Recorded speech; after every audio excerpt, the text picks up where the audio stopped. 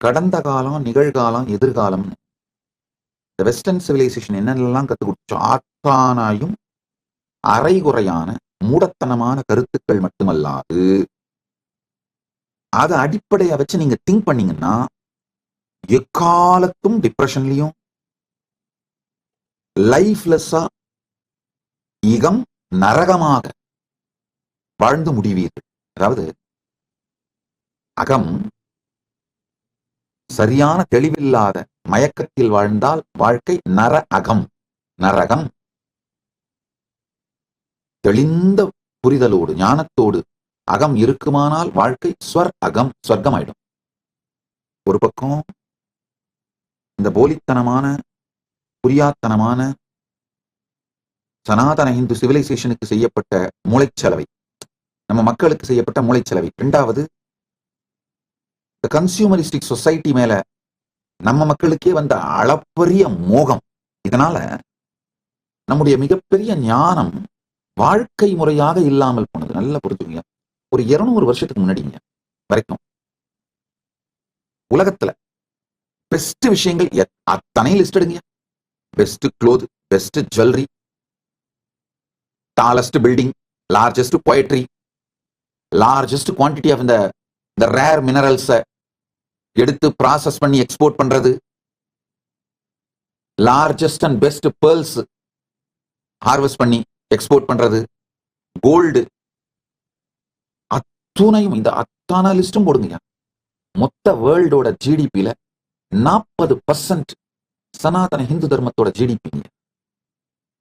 சனாதன இந்து தர்மத்தை நேஷனல் ரிலீஜியனாக கொண்ட, அபிஷியல் ரிலீஜியனாக கொண்ட நாடுகளோட ஜிடிபி தான்.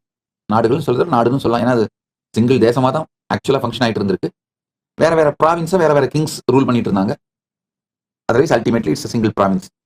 இந்த ஹிந்து சிவிலைசேஷனல் நேஷன் அதோட ஜிடிபி வேர்ல்டோட ஜிடிபியில 40%. என்ன civilisation? World's tallest building Hindu civilisation தான் இருந்தது. World's best architecture Hindu civilisation தான் இருந்தது. லார்ஜஸ்ட் யூனிவர்சிட்டி இந்து சிவிலைசேஷன் தான் இருந்தது.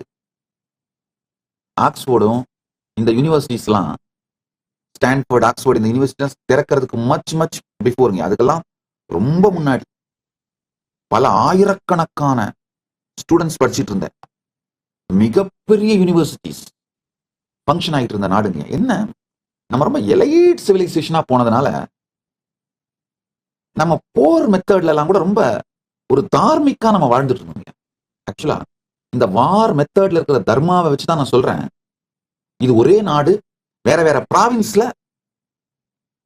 வேற வேற பீப்புள் ரூல் பண்ணாங்கன்னு. காரணம் என்னன்னா, ஈவன் போர்ல கூட same law was followed throughout this whole Bharat. External affairs, வெளிநாட்டு உறவுகள், மற்ற நாட்டு உறவுகளை பற்றிய பாலிசி, இல்ல போர் பாலிசி, இது எல்லாமே இந்த பாரதத்துக்குள்ள ஒன்னாதான் இருந்தது. அதனால இதை ஒரு தேசம், தனித்தனி பிரதேசம் அப்படி வேணா சொல்லிக்கலாம்.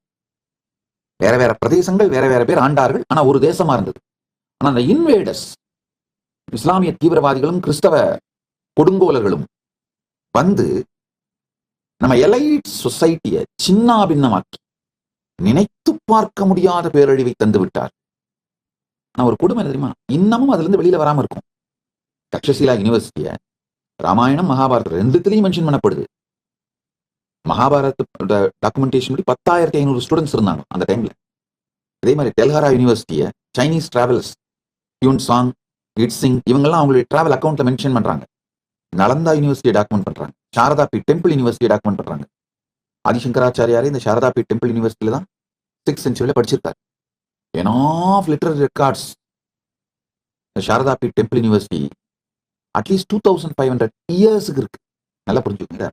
சாரதா பீட் டெம்பிள் யூனிவர்சிட்டி காஷ்மீர், காஷி, காஞ்சி இந்த 3த்துலயே இருந்திருக்கு. மிதிலா யூனிவர்சிட்டி, மிதிலா நேபாளில் இருக்கிற மிதிலா யூனிவர்சிட்டி இருந்திருக்கு. ஏனியா சொல்ல வருகின்ற இந்த சத்தியங்களை புரிந்து கொள்ளும்.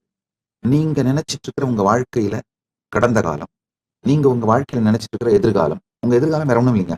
உங்களுடைய விருப்பத்தையும் மீறி உங்க மனம் உங்களை கடத்திட்டு போய் வச்சிருக்கிற இடம் தான் எதிர்காலம். எதிர்காலங்கிற சிறையில இருந்து உங்களை விடுவிக்கவே விடுவிக்காது. நீங்க எப்ப எந்த வாழ்க்கையில இது வந்துருச்சுன்னா வாழ்க்கையிலேயே செட்டில் ஆயிடுவேன், பெரிய நிம்மதி ஆனந்தமா இருப்பேன்னு நினைப்பீங்க. அது வந்த உடனே 24 மணி நேரத்துக்குள்ள உங்க மனசு என்ன பண்ணும்? உங்களை திரும்ப கடத்திட்டு போய் அடுத்த எதிர்காலத்துல வச்சிரும். 24 மணி நேரம் நான் சொல்றதெல்லாம் ஜாஸ்தி. 10 நிமிஷம் தூக்கிட்டு போயிடும். இதுக்கு காரணம் உங்களுடைய அறியாமை மட்டும் நினைக்காதீங்கயா. உங்களுக்கு அறிவிக்காமை. உங்க எஜுகேஷன் சிஸ்டத்தை கேள்வி கேளுங்கயா. அதாவது கொஸ்டின் பண்ணாம நீங்க ஏத்துக்கிட்ட அசம்ஷன்ஸ், உங்க மேல திணிக்கப்பட்ட அசம்ஷன்ஸ் உங்களை சிதைத்து சின்னாபின்னமாக்கி விட்டது. அந்த அசம்ஷன்ஸ் தான் உங்க வாழ்க்கையில நீங்க படுற எல்லா பிரச்சனைகளுக்கும் காரணம். சாதாரண டயபெட்டிஸ் இருந்தா கூட சரிங்க. இப்போ ஏகப்பட்ட ரிசர்ச்சஸ் வருது. குளோபல் மீடியா சொல்லுது, colonisation is responsible for the diabetes in South Asian Nations. நீங்க கேப்பீங்க, என்ன சாமி சொல்றீங்க? டயபெட்டிஸுக்கும் நம்ம கிறிஸ்தவ கொடுங்கோலர்கள் ஆட்சிக்கும் எப்படி சாமி சம்பந்தம்? நல்லா புரிஞ்சுக்கோங்க. பல குளோபல் மீடியா சேனல்ஸ் சொல்றாங்க, நம்முடைய DNA especially India, Pakistan, Bangladesh, Sri Lanka, அந்த காலனைஸ் பண்ணி வச்சிருந்த கிறிஸ்தவ கொடுங்கோலர்கள் காலனைஸ் பண்ணி வச்சிருந்த அந்த நாடுகள்ல 25 ஃபெமைன், தொடர்ந்து 25 பெரும் பஞ்சங்களை ஆர்டிபிஷியலா உருவாக்குனாங்க. அப்ப என்ன ஆச்சுன்னா, நம்முடைய டிஎன்ஏ ஜீன்ஸ்லாம் ஸ்டார்வேஷனுக்கு அடாப்ட் ஆயிடுச்சு. ஒண்ணு, பல கோடி பேர் செத்தாங்க. இருக்கவங்கலாம் அவங்களுடைய டிஎன்ஏ ஸ்டார்வேஷனுக்கு அடாப்ட் ஆயிடுச்சு. ரெண்டு கேளுங்க, பிரிட்டிஷ் அதாவது கிறிஸ்தவ கொடுங்கோலர்கள் உருவாக்கின ஆர்டிபிஷியல் ஃபெமைன் பாரதத்துலங்கயா. கிறிஸ்தவ கொடுங்கோலர்கள், நீங்க நல்லா புரிஞ்சுக்கணும், கிறிஸ்தவ கொடுங்கோலர்கள் ஆப்பிரிக்கர்களை மட்டும்தான் அடிமைகளா மாத்தி வித்தார்கள்னு தயவு செஞ்சு நினைச்சிட்டு இருக்காதீங்க. லட்சக்கணக்கான இந்தியர்கள் அடிமைகளாக மாற்றப்பட்டு கரீபிய நாடுகளுக்கும் மலேசியா மற்ற பல நாடுகளுக்கும் அடிமைகளாக கொண்டு செல்லப்பட்டார்கள். அந்தந்த நாடுகளோட வரலாற்றை பாருங்க. பிஜி, மொரீஷியஸ், கரீபிய நாடுகள், அவங்க நாட்டோட வரலாறுகள்லாம் பாருங்க. இந்த ஆர்டிபிஷியல் ஃபெமைன், அதாவது செயற்கையாக உருவாக்கப்படுகின்ற பஞ்சத்தினால அவங்க என்னென்ன அச்சீவ் பண்ணாங்கன்னு பாருங்க. இந்த கிறிஸ்தவ கொடுங்கோலர்கள் ஒண்ணு, பெரும் மக்களை அழித்தார்கள், சாகடிச்சிட்டாங்க.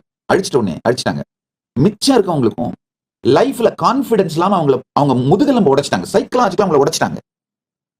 சோ அவன் சோறு கிடைச்சா போதும், எதுவுமே எதிர்த்து போராடத்துக்கு அவனுக்கு மனதிலேயோ உடம்புலயோ சக்தி இல்லாம சின்னாவினமாக்கிட்டாங்க. இன்னொரு முக்கியமான விஷயம், சாப்பாட்டுக்கு வழி இல்லாம அவனை மாத்தின உடனே அவன் அடிமையாக இருப்பதற்கு தயாராயிட்டான். அவனை அடிமைகளாக மாற்றி பல நாடுகளுக்கும் வெறும் உணவுக்கு, வெறும் சாப்பாட்டுக்கு மட்டும் உத்தரவாதம் கொடுத்து தூக்கிட்டு போனாங்க, அடிமை வேலைக்காரர்களாக. இந்த மாதிரி பல கொடுமைகள்ல என்ன நடந்ததுனாங்க, அதாவது 89 ஆண்டு கிறிஸ்தவ கொடுங்கோலர்கள் நேரடியா ஆட்சி செஞ்சப்போ 25 மிகப்பெரிய செயற்கையான பஞ்சங்களை உருவாக்குனாங்க. அந்த செயற்கையான பஞ்சங்கள்ல 60 மில்லியன், அப்படின்னா 6 கோடி பேர் செத்து போயிட்டாங்க. இது இயற்கை பேரழிவு கிடையாது, செயற்கையாக பிளான் பண்ணி கிறிஸ்தவ கொடுங்கோலர்கள் உருவாக்கின பஞ்சத்தினால, செயற்கை பஞ்சத்தால நடந்தது. ரெண்டாவது, இந்த பஞ்சம் மொத்த சவுத் ஏசியாவோட பயாலஜியே மாத்திருச்சுங்க. எப்படின்னு ஒண்ணுன்னா சொல்றேன், புரிஞ்சுக்கோங்க. 1943 பெங்கால் ஃபெமைன்ல மட்டும் 3 மில்லியன் 30 லட்சம் பேர் செத்தாங்க. கிறிஸ்தவ கொடுங்கோல் அரசு சாப்பாடு மொத்தத்தையும் தூக்கிட்டு போயிட்டு, இங்க விளைஞ்ச உணவு மொத்தத்தையும் எடுத்துட்டு போயிட்டு அவசர உதவி கூட கொடுக்க முடியாதுன்னு மக்களை சாகடிச்சாங்க.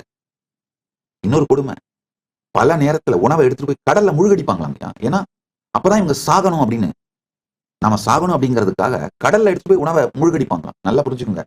இப்ப நீங்க கிறிஸ்தவர்களாக மாறி மதம் மாறி, இஸ்லாமியர்களாக மதம் மாறி, அல்லது நாத்திகர்களாக மதம் மாறி, அதே கிறிஸ்தவ கொடுங்கோல் ஆட்சியை அவர்களுடைய பாலிசிஸ சப்போர்ட் பண்றவங்களா இருந்தா கூட நீ மனத்தால் வேணா மாறிடலாம். உன் டிஎன்ஏவும் ஜீன் இதே தான்ப்பா, உனக்கும் டயபெட்டிஸ் வந்தது காரணம் கிறிஸ்தவ கொடுங்கோலர்கள் உருவாக்கிய செயற்கை பஞ்சம்தான். உடல்கள் வந்து சர்வைவல் அடாப்டேஷன் நிரந்தரமா மாத்தி ஃபெமைன் ரெஸ்பான்ஸ் பேட்டனை பயாலாஜிக்கல் சிஸ்டம்ல பதிச்சுக்கிச்சிங்க. இந்த ஃபெமைன் சர்வைவல் ட்ரேட்ஸ் தான் நம்ம எபிஜெனட்டிக் இன்ஹெரிட்டன்ஸா இன்னைக்கு சவுத் ஏஷியன்ஸுக்கு இருக்கு. அதனாலதான் டயபெட்டிஸ் ரிஸ்க் ரொம்ப அதிகமா இருக்கு. திரும்ப திரும்ப திரும்ப ஸ்டார்வேஷனுக்கு உட்படுத்தப்பட்டதுனால உடல் எனர்ஜியை சேமிக்கிறதுக்காக பயாலஜிக்கலா அடாப்ட் ஆயிடுச்சு. அதனால இன்சுலின் ரெசிஸ்டன்ஸும் சுகர் ஃபேட் மெட்டபாலிசமும் மாற்றம் நடந்து அது பரம்பரையாக கடத்தப்பட்டது. ஆழ்ந்து பிடிச்சுங்க. ஒரு பஞ்சத்தை கூட கடந்து உயிர் வாழ்ந்தால் அடுத்த தலைமுறையில டயபெட்டிஸ் ரிஸ்க் வந்து 2 மடங்கு ஆயிடும். பேர குழந்தைங்கள ஹை பிளட் சுகர் ரிஸ்க் அதிகமாயிடும் அப்படின்னு பல ஆய்வுகள் சொல்லுது உலகம் முழுக்க. இப்ப நான் சொல்றது எல்லாமே தெள்ளத் தெளிவான ஆராய்ச்சிகளின் மூலம் நிரூபிக்கப்பட்ட புள்ளி விவரங்கள். கொஞ்சம் இன்டர்நெட்ல ரிசர்ச் பண்ணுங்க, ஏஐல ரிசர்ச் பண்ணுங்க. நான் சொன்னது ரிசர்ச் பண்ணி பார்த்தீங்கன்னா உங்களுக்கே புரியும். ப்ரிசைஸ் டீட்டெயிலோட இந்த இன்ஃபர்மேஷன்ஸ்லாம் அவைலபிளா இருக்கு. உங்கள் எல்லா பிரச்சனைகளுக்கும் தீர்வுகளை பெற பகவான் நித்யானந்தரை கேளுங்கள். Ask Nithyananda AI.